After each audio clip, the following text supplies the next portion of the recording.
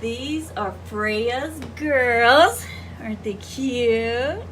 Just starting to open their eyes.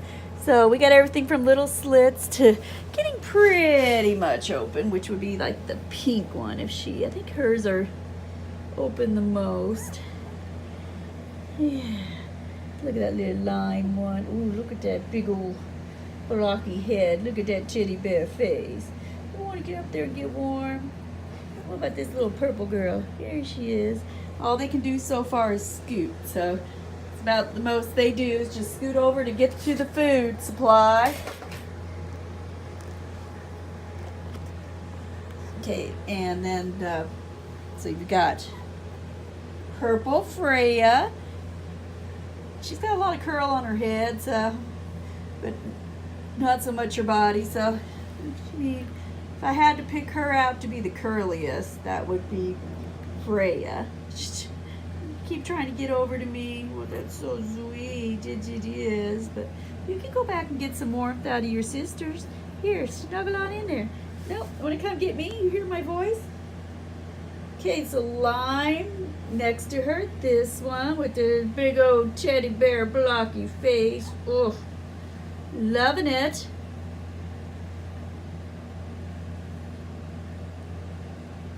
So that's the Lime ribbon Flora. And then the pink one, which is the one I thought had her eyes open the most so far. Look at all those curls forming. Oh, definitely wavy to curly looking on her. And that's Feta. And then this one. He's like, I'm asleep. We're calling this the baby blue ribbon. Fergie. That one's Fergie. Oh, I think she's dreaming. Look at her move her mouth. Or you just sound like out cold. Yeah. Enjoying a furry blanket. Oh, this one's dreaming now. So, curliest. This one. This one and this one over here. Got a lot of curl forming on their heads, but she's gonna be fairly like wavy to curly. If I had to pick the straightest thus far, I would go with the Lime or the baby blue. Maybe the Lime. So, so I'm trying to look for curls anywhere, So what I see like in this curly coat, she's got some long fur back here already. I mean, look how long this is. So she's really going to have that shaggy look.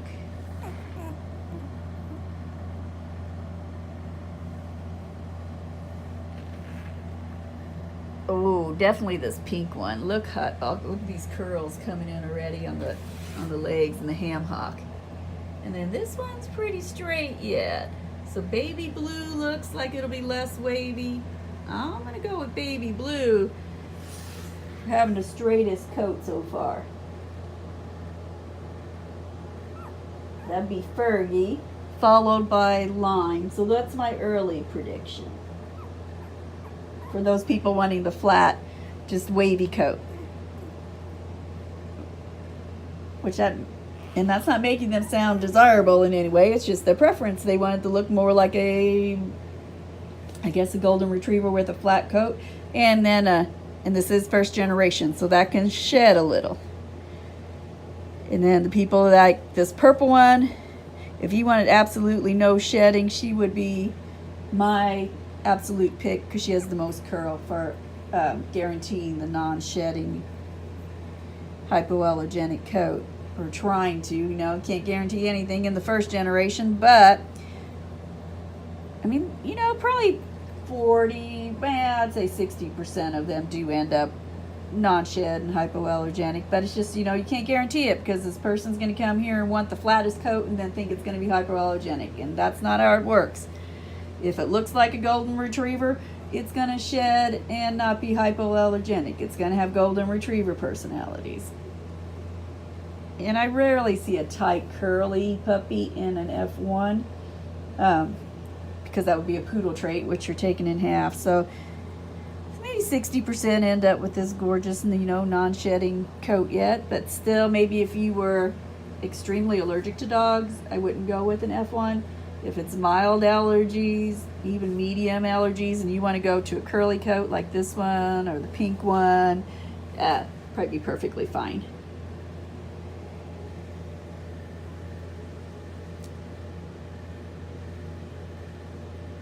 And just to point out, anybody that had severe allergies, you can go to F1B here, or F2B.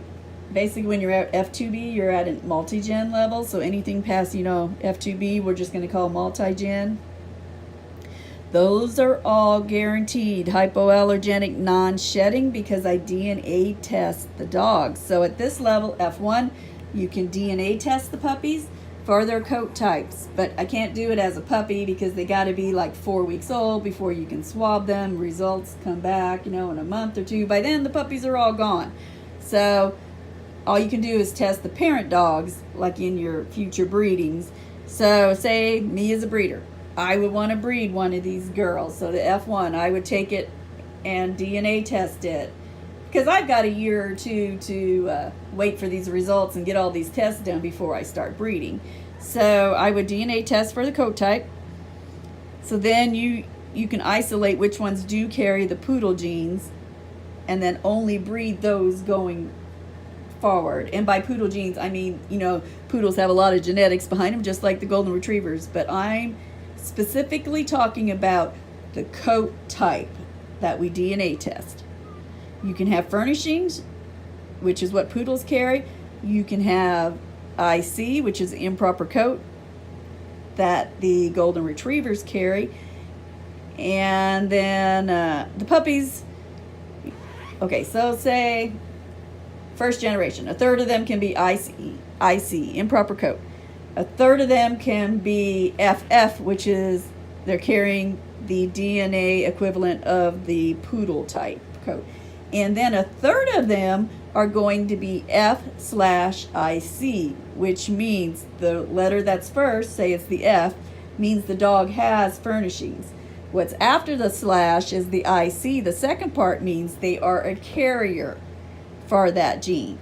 So that does not eliminate them from breeding, but that tells me that dog needs to be bred with a dog that is FF.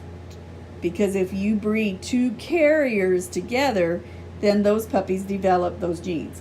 So when you're looking at any type of on the DNA records, they're testing for 300 diseases. If you come up with one or two that they're carriers of, you're not weeding them out of the breeding pool because they're just carriers. What you need to make sure is that the dog is clear that you're breeding it with. Because if you had two carriers, again, the puppies, so this could be the osteoplasma disease, this could be DM, lots of diseases. PRA, that's the gene that causes blindness. Definitely, you breed two carriers together, you can have an entire litter of dogs that go blind by 1 year old.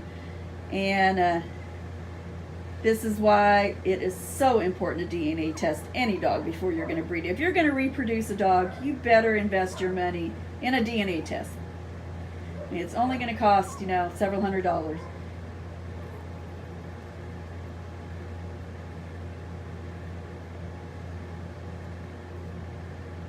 Look at he's holding the nose, isn't that cute? Look at her.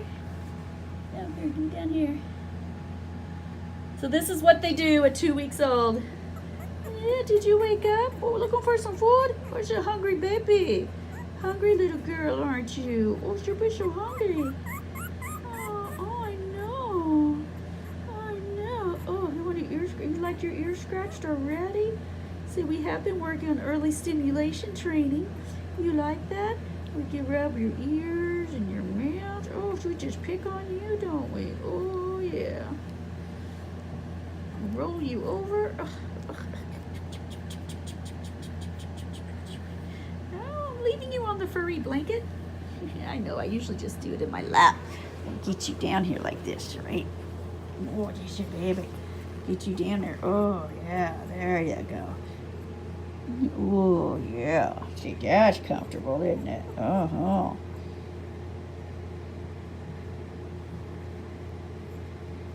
Rub them little paws. Now when they're born, all their paws are pink. Their noses are pink. Their lips are pink. Their, around their eyelids, they're pink. But because of that English gene, the black pointed genes, their nose fills in. Like, see, their nose is still a little spotty yet with pink. That will completely fill in the black. The paws are going to be black. The lips, the eyelids. So if you look back to their newborn pictures, they were all pink. Okay, say goodbye to you now.